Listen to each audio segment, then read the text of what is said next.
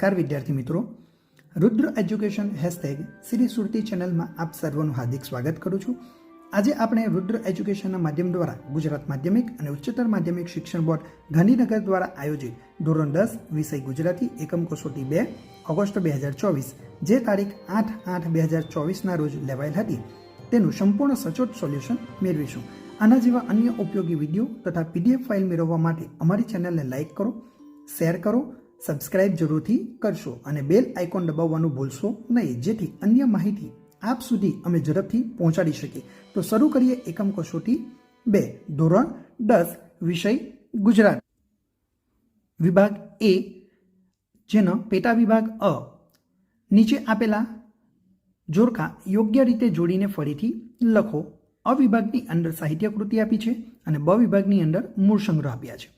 તો આપણે જોઈએ 1 નંબર વાયરલ ઇન્ફેક્શન સાહિત્ય કૃતિ, જેનો મૂળ સંગ્રહ છે મરો ત્યાં સુધી જીવો। 2 નંબર હું એવો ગુજરાતી સાહિત્ય કૃતિનો મૂળ સંગ્રહ છે એક પણ નહીં। 3 નંબર દીકરી સાહિત્ય કૃતિનો સાહિત્ય જે મૂળ સંગ્રહ છે એ પગરવ તરાવમાંથી છે। અગાઉનું જોડકું જોઈએ, અ વિભાગમાં સાહિત્ય કૃતિ છે અને બ વિભાગની અંદર સાહિત્ય પ્રકારો છે। તો 1 નંબર હું એવો ગુજરાતી, જેનો સાહિત્ય કૃતિનો સાહિત્ય પ્રકાર થશે ગીત। 2 નંબર વાયરલ ઇન્ફેક્શન સાહિત્ય કૃતિનો સાહિત્ય પ્રકાર થશે નિબંધ। 3 નંબર દીકરી સાહિત્ય કૃતિનો સાહિત્ય પ્રકાર થશે ગઝલ। આપણે અગાઉનું જોડકું જોઈએ, જેમાં અ વિભાગની અંદર સાહિત્ય કૃતિ અને બ વિભાગની અંદર સાહિત્ય પ્રકાર છે। તો 1 નંબર દીકરી, જેનો સાહિત્ય કૃતિનો સાહિત્ય પ્રકાર થશે અશોક ચાવડા, એ તેના સાહિત્યકાર છે। 2 નંબર વાયરલ ઇન્ફેક્શન સાહિત્ય કૃતિના સાહિત્યકાર થશે ગુણવંત શાહ। 3 નંબર હું એવો ગુજરાતી સાહિત્ય કૃતિના સાહિત્યકાર થશે વિનોદ જોશી।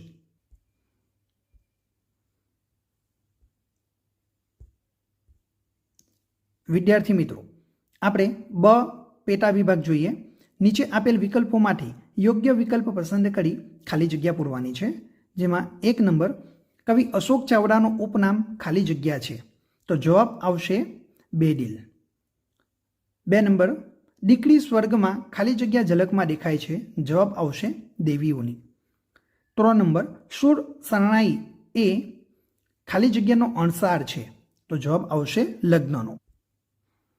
4 નંબર જોઈએ, એક જમાનામાં ચીનના લોકો ગામમાં કોઈ માંદું પડે તો ખાલી જગ્યાને સજા કરતા, જવાબ આવશે ડાક્ટર। 5 નંબર ગુણવંત શાહ તાણને ખાલી જગ્યા સાથે સરખાવે છે, જવાબ આવશે ચુડેલ। 6 નંબર ગાંધીજી પોતાની બીમારીને ખાલી જગ્યા ભૂલ ગણતા, તો જવાબ આવશે આધ્યાત્મિક।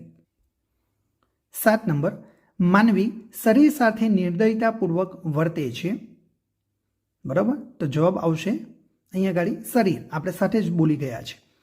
8 નંબરનો જોઈએ, કવિ વિનોદ જોશી ખાલી જગ્યા હોવાનું ગૌરવ અનુભવે છે, તો જવાબ આવશે ગુજરાતી।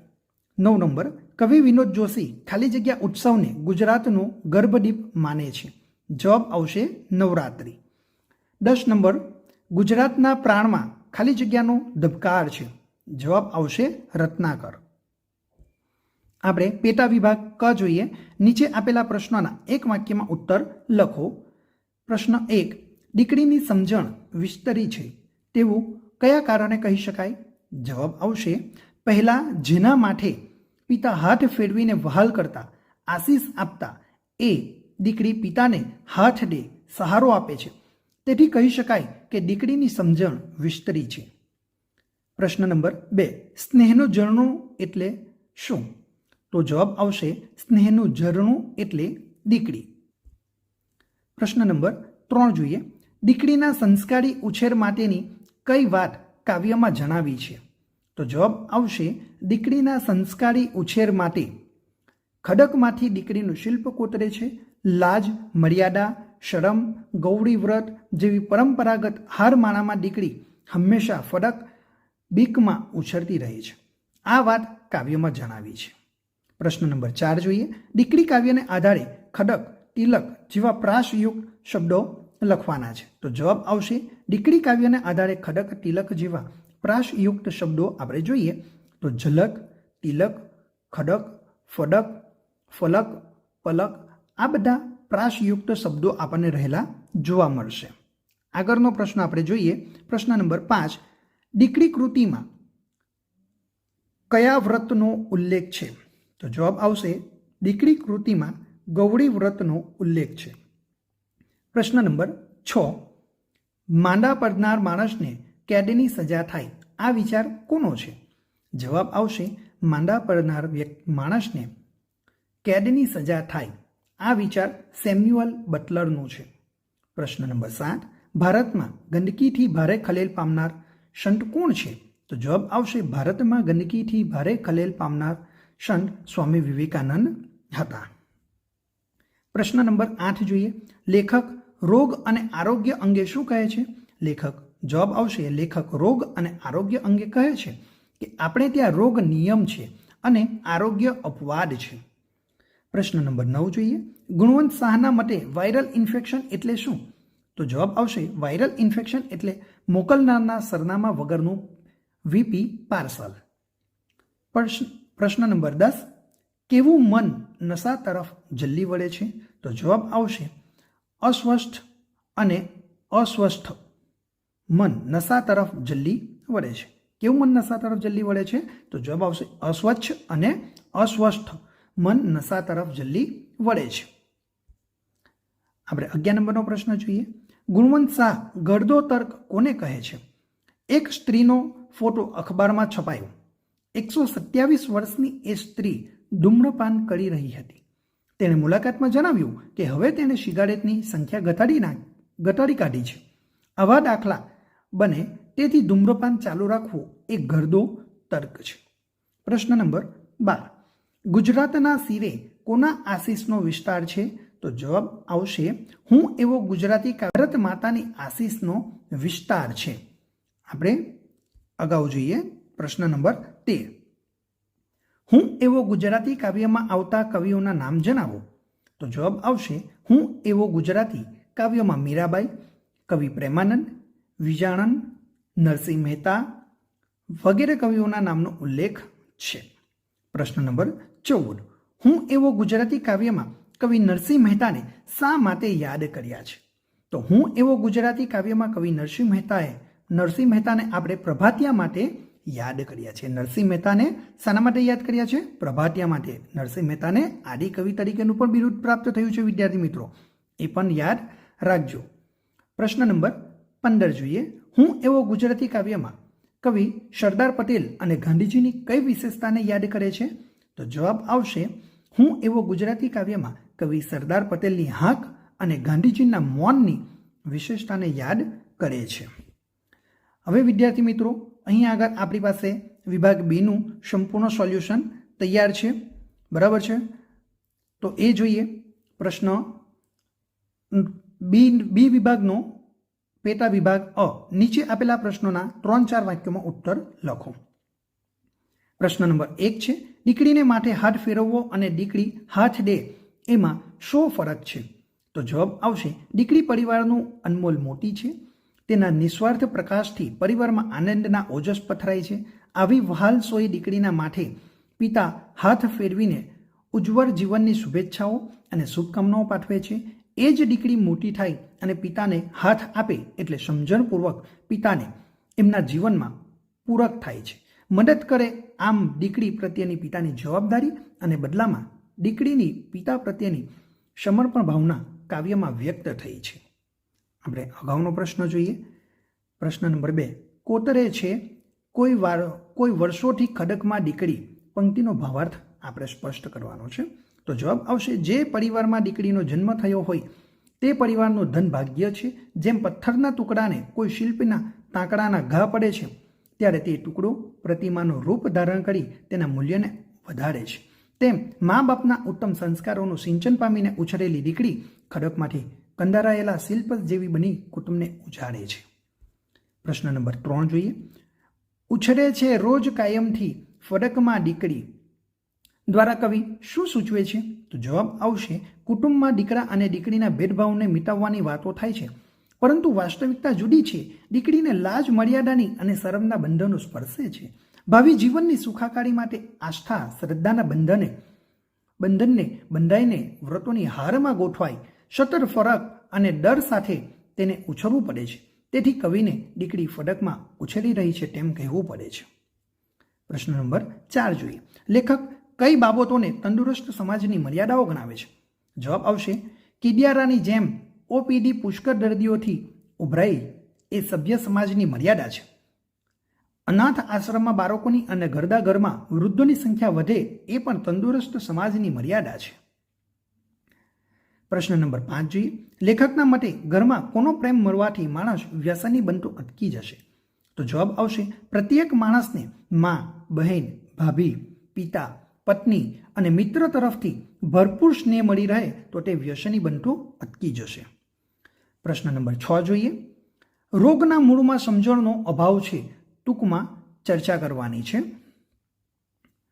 જવાબ જોઈએ. આજે શરીરની તંદુરસ્તી સાચવીને શરીરને નિરોગી રાખનારી ચીજો ફળ, ફળાદી, સૂકા મેવા, ખજૂર, અંજીર કે કાજુ મોંઘા પડે છે અને તંદુરસ્તીને હરનારા તમાકુ, સિગારેટ લોકોને સસ્તા લાગે છે. લગ્નના રિસેપ્શનમાં પાર્ટી આપનાર યજમાનનો પ્રેમાળ ઈરાદો જમવા આવેલ મહેમાનના પેટની હાલત બગાડવાનો હોય એવો વહેમ થાય એમ લાગે છે. લોકો બસ ખાધે રાખે છે, પીધે રાખે છે અને જીવ્યે રાખે છે.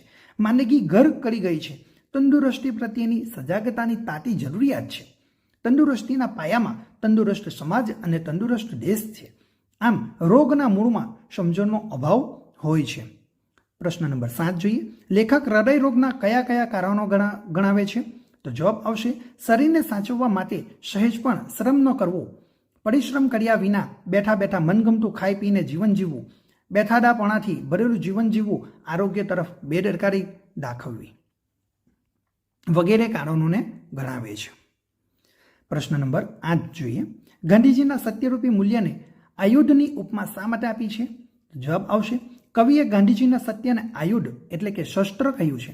વિશ્વમાં અનેક યુદ્ધો જાત જાતના આયુધોથી લડાયા છે અને ભવિષ્યમાં પણ લડાશે, પરંતુ આ સત્યરૂપી આયુધની વિશેષતાઓ એ છે કે ગાંધીજીએ એનાથી બ્રિટિશરોને ધ્રુજાવ્યા હતા અને ભારતને આ સત્યરૂપી આયુધને કારણે જ સ્વતંત્રતા મળી હતી. વિશ્વના ઇતિહાસમાં આ એક અનોખી ઘટના છે. પ્રશ્ન નંબર 9 જોઈએ. ગુજરાતીઓના શ્વાસમાં અને પ્રાણોમાં શું રહેલું છે? તો જવાબ આવશે ગુજરાતી વ્યક્તિના શ્વાસોમાં ચરોતરની મહીસાગર નદીના પાણી વહે છે, એટલે એમનામાં એ પાણીનો ખમીર છે. એમના પ્રાણોમાં રત્નાકર ધબકે છે, એટલે કે એમનું જીવન રત્નાકર જેવું સમૃદ્ધ છે. પ્રશ્ન નંબર 10 જોઈએ. કવિ ગુજરાતીને મહાજાતિ શા માટે કહે છે? તો જવાબ આવશે ગુજરાતી પ્રજા સાહસિક પ્રજા છે, વિરલ છે, અનન્ય છે. દેશ વિદેશમાં એની ખ્યાતિ છે. કહેવાય છે કે જ્યાં જ્યાં વસે ગુજરાતી ત્યાં ત્યાં સદાકાળ ગુજરાત. આમ સમગ્ર વિશ્વમાં વિસ્તરતી જતી ગુજરાતીની બોલબાલાને લીધે કવિ ગુજરાતીને મહાજાતિ કહે છે. હવે વિદ્યાર્થી મિત્રો આપણે પેટા વિભાગ ઈ જોઈએ કે 8-10 લીટીમાં પ્રશ્નના જવાબ આપવાના છે. એ તમામ પ્રશ્નો અહીંયા આગળ આપણે સુચારુ પંક્તિ સાથે તમારી સામે રજૂ કર્યા છે, જેથી કરીને તમે પરીક્ષાની અંદર શ્રેષ્ઠ લખાણ કરી શકો અને શ્રેષ્ઠ ગુણ મેળવી શકો. આપણે અગાઉનો પ્રશ્ન પણ આ જ રીતે તૈયાર કરેલા છે વિદ્યાર્થી મિત્રો, જે સંપૂર્ણ સચોટ સોલ્યુશન તરીકે તમારી સામે રજૂ કર્યું છે અને અલગ અલગ કાવ્યની અલગ અલગ ચેપ્ટરોની આપણે પંક્તિઓ આપણી પાસે તૈયાર છે, જેનો આપણે ઉપયોગ કરીને સરસ મજાનો જવાબ તૈયાર કર્યો છે. દરેકે દરેક પંક્તિઓ અલગ અલગ રહેશે. એ જ રીતે અહીંયા આગળ સરસ મજાનું આપણે આ પ્રશ્નોના જવાબો તૈયાર કરેલા છે. હવે આપણે જોઈએ વિભાગ સી. માંગ્યા મુજબ ઉત્તર લખો. નીચેનામાંથી દ્વંદ્વ સમાસનું કયું ઉદાહરણ યોગ્ય છે? તો સાચો જવાબ આવશે બ, લાજ મર્યાદા. 2 નંબર, હૃદય રોગ સમાસ ઓળખાવો. તો જવાબ આવશે તત્પુરુષ સમાસ.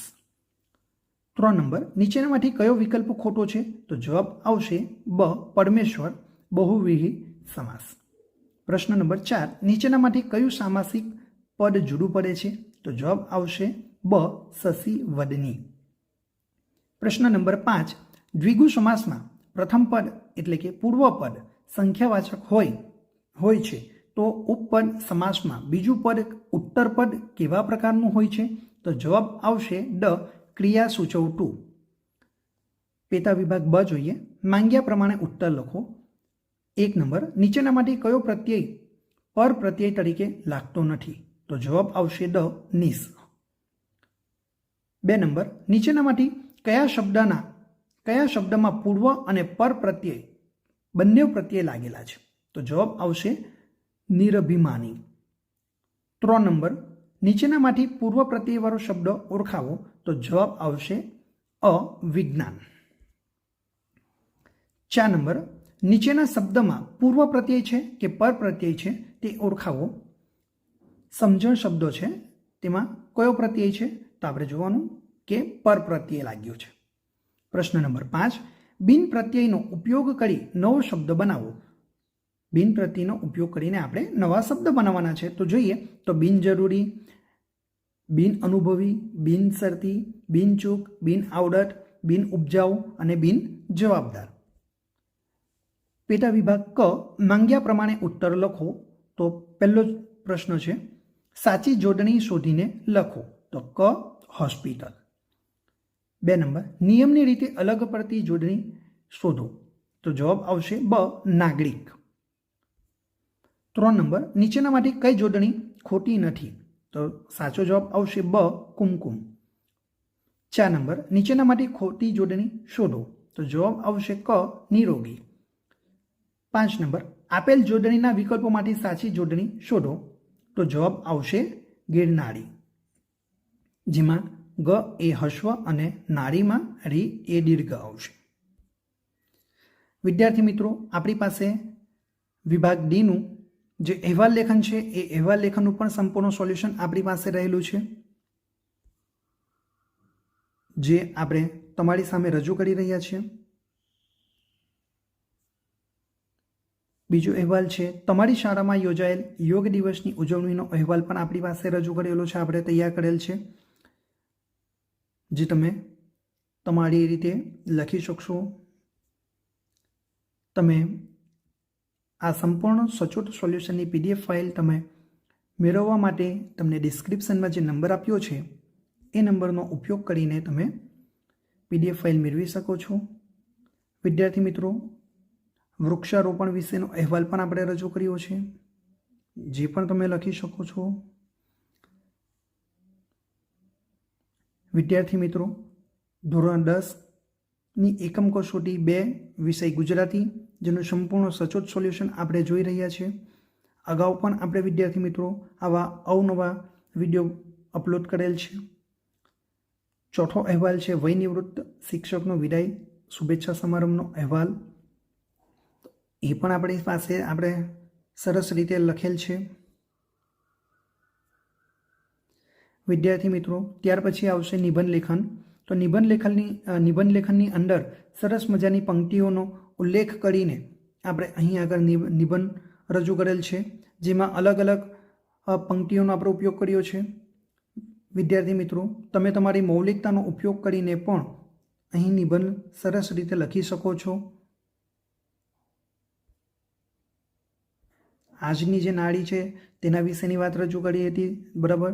ત્યાર પછી બીજો નિબંધ છે શૈશવના સંસ્મરણો, જેના મુદ્દાઓ પણ છે, એના વિશેની પંક્તિઓ છે.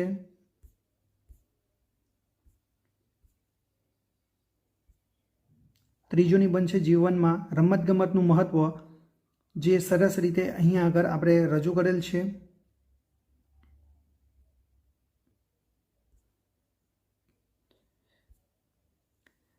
વિદ્યાર્થી મિત્રો, આવા અવનવા વિડીયો મેળવવા માટે તમે અમારી ચેનલને સબસ્ક્રાઈબ કરો, શેર કરો, લાઈક કરો, જેથી કરીને અમે જે નવા વિડીયો અપલોડ કરીશું એ આપના સુધી વહેલામાં વહેલી તકે પહોંચી જશે. Thank you.